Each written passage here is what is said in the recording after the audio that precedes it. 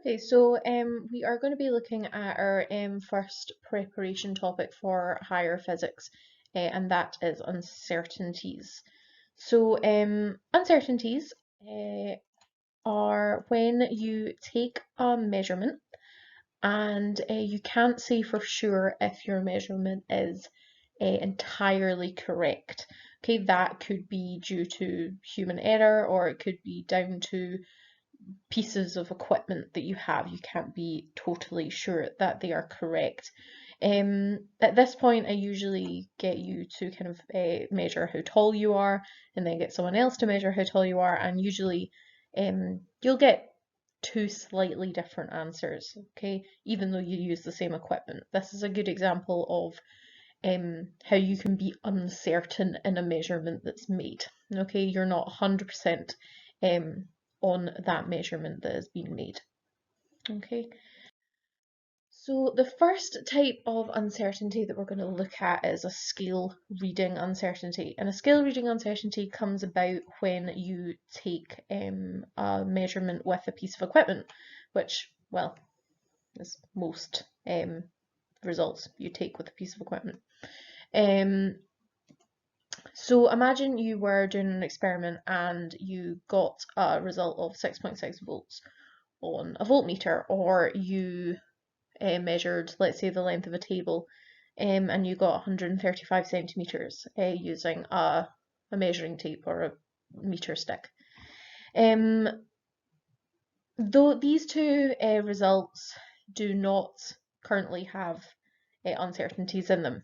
If you just gave those two results, they would not have any uncertainties.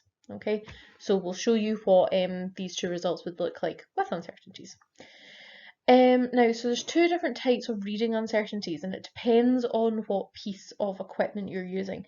If you're using a digital piece of equipment, so for example, like a stopwatch or like a digital voltmeter, you have to add or subtract the smallest scale reading from our result. Now, what do we mean by this smallest scale reading?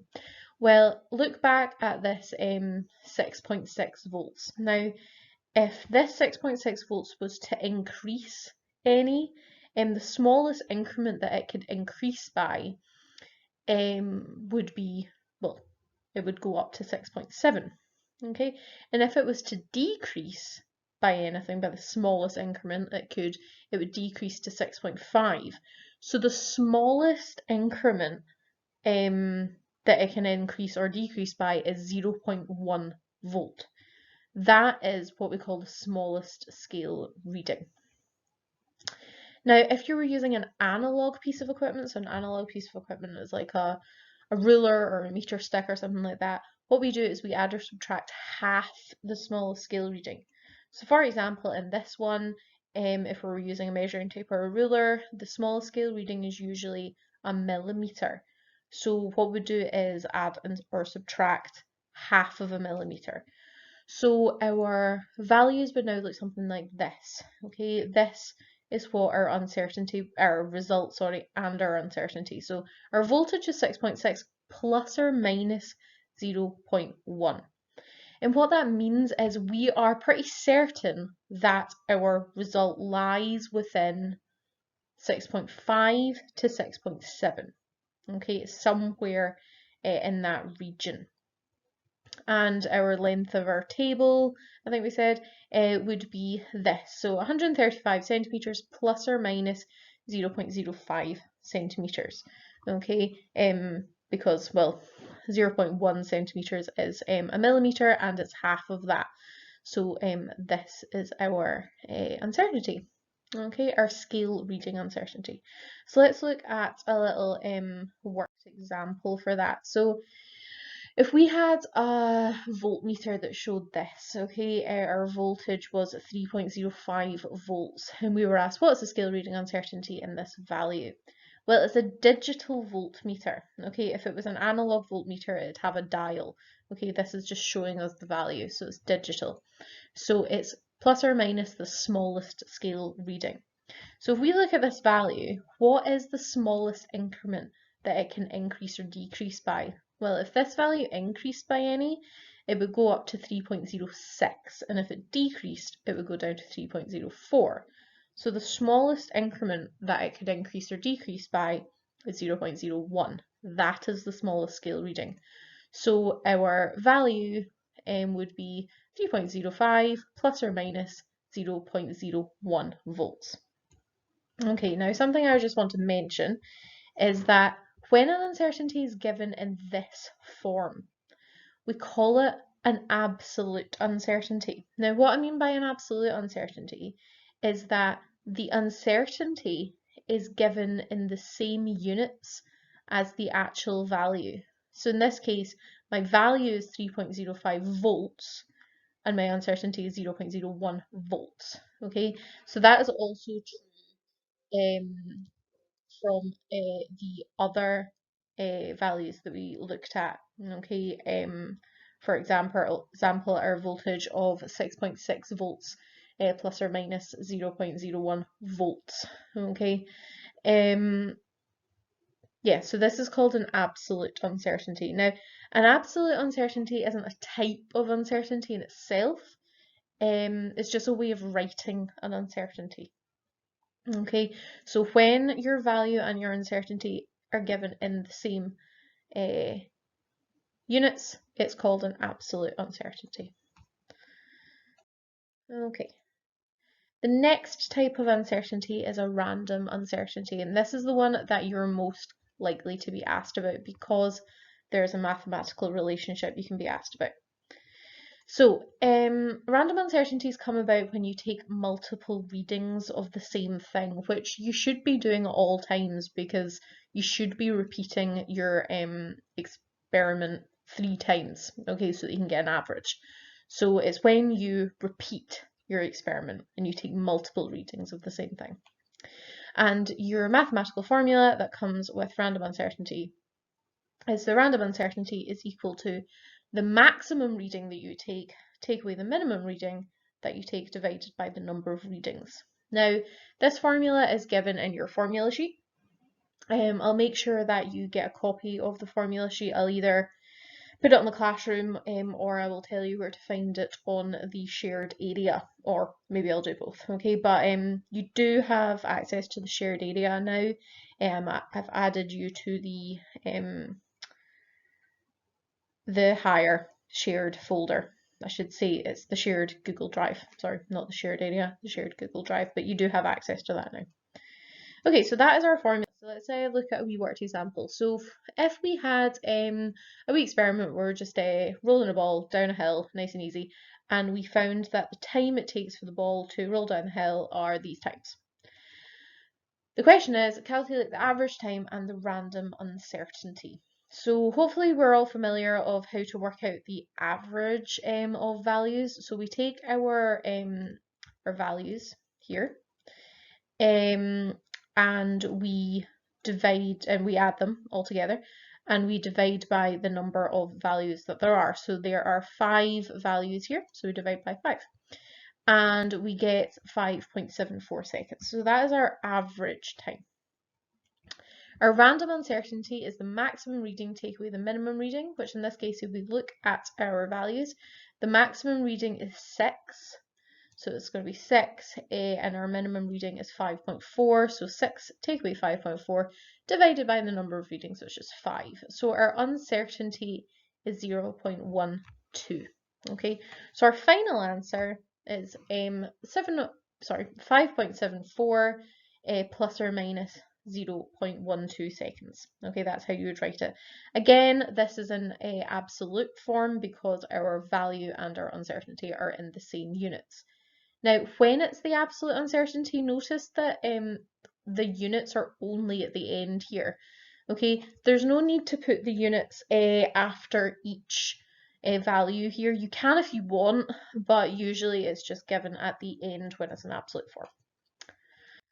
Okay, reducing random uncertainty. Now, obviously we want to try and make our uncertainty as small as possible because the smaller the uncertainty, the more certain you are about your result. Okay, we want to make it smaller so that our results can be more accurate. To do that, you can repeat your experiment more. Okay, mathematically how that works is if you increase your number of readings, your number of readings is the number that you divide by. So if you make that bigger, the number you're actually dividing by, your answer will become smaller. Okay, so repeat your experiment more and your random uncertainty will become smaller. Okay, obviously we can't do that. So I'll just skip through this. Right, percentage uncertainties. Now, we've looked at absolute uncertainties, and remember, absolute uncertainties are just a way of writing your uncertainties. Percentage uncertainties is another way of writing it. And it's really, really handy because if we write our uncertainties in percentage form, we can easily compare multiple uncertainties, which is really, really useful, and you'll see why in a second. So if we took this value and uncertainty, for example, okay, and we wanted to write this in percentage form, what we would do is we would take our uncertainty, which is 0.01, and we divide it by our actual result, and then times by 100. So it would look something like this, okay, 0.01 divided by 3.05 multiplied by 100, and we would get our answer of 0.329%. So we could write this this uncertainty like this. Okay, 3.05 volts plus or minus 0.329%. Notice that the units are now here because the units only apply to this thing now. Okay, this number is a percentage. Okay. So why are percentage uncertainties a thing? Why are they important? As I mentioned before, they can be used to compare uncertainties. Sorry, that should say uncertainties, not percentages. They can be used to compare uncertainties, and this is important. Okay, so if we had an experiment that we had two values that had uncertainties, so for example, we had the velocity of an object is said to be this, and the time of the object, an object to travel is this. Just by looking at these values in this form, in absolute uncertainty form, it's quite hard to see which uncertainty is larger. And it's important we can work that out. It is important that we can see which is bigger. But if we put them in percentage uncertainty form, it's easier to compare them. So for example, the velocity would now become 4.5 meters per second plus or minus 4.4% because you take the uncertainty, 0.2, you divide it by your result, 4.5, so 0.2 divided by 4.5, and you times that by 100, and you get 4.4. Again, to find out this one, the time, 2.1 seconds plus or minus 23.8%, you would just take 0.5 and you would divide it by 2.1 and you would times it by 100 and you would get this. Now, when they're in this form, it's really easy to see which is bigger. Obviously, the percentage uncertainty is in time, it's bigger. Now, why is this important?